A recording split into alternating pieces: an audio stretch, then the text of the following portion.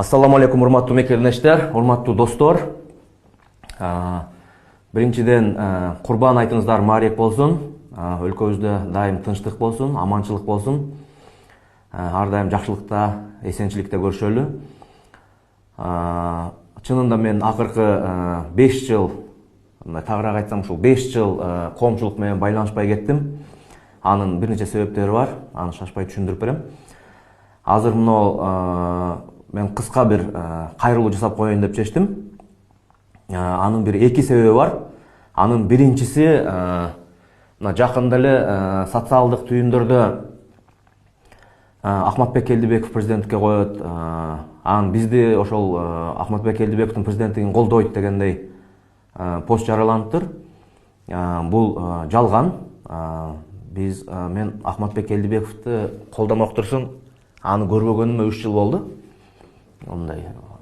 Мындай сүйлөшүү болмок турсун, көрүшпөгөнүбүзгө 3 жыл болуптур. Экинчиси, көп журналисттер мага чынында чалат, көп байланышат, көп подкастка чакырып жүрүшөт. Мен алардан дагы мына ушул эфир аркылуу кечирим сурайм.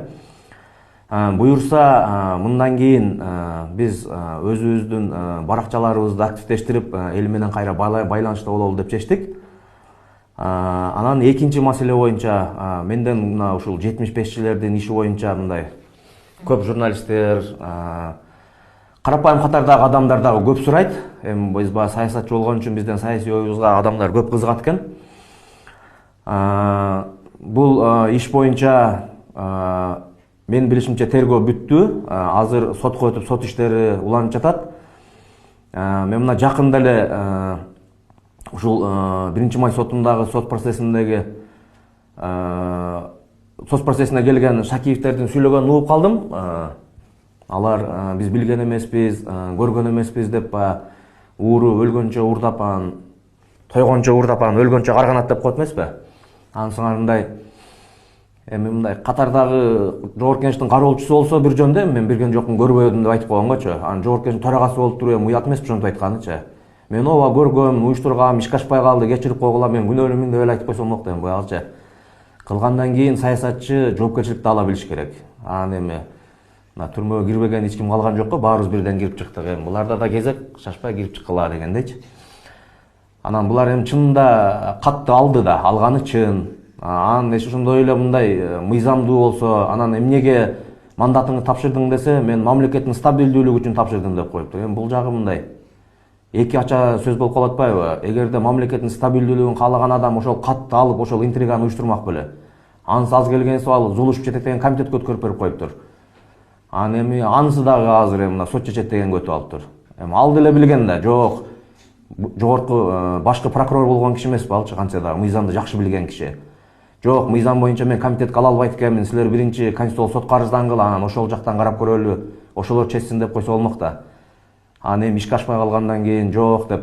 Эгер ишке ашып кеткенде Ташиевдин оң колу, сол колу экөө жыргап азыр мындай бар жокту бөлүштүрүп аткан болмок да. Ошондуктан эми аз бул жактан мен көп мындай деталдарга киришпей эле коеюн. Мен мына ушул биз баягы социалдык түйүндөрдү көп колдонбогон үчүн биздин атыбыздан ар нерсе томпу чыгып, биздин атыбыздан ар кайсы командаларга кошо бергендер көбөйүп кетиптир. Биз мындан кийин сиздер менен тынымсыз түз байланышта бололу деп чечтик. Биздин чынында биздин айта турган сөздөрүбүз көп. Бул саясатчы үчүн 5 жыл деген тыныгуу өтө чоң. Мен көп нерселерге эретөрө берчү эмесмин, бирок мындай биз айта турган сөздөр көп экен. Аны ар кайсы саясий топтор эмес, мен өзүм эле айтайын. Кааласаңыздар мындай жакын күндөрдө бир подкаст уюштуруп, бир кенен дагы байланышалы. Буюрса азыр биз мына социалдык баракчаларыбызды дагы активдештирели деп чечим кабыл алып атабыз. Урматтуу достор, ар дайым жакшылыкта көрүшөлү, аманчылыкта көрүшөлү, аман болуңуздар.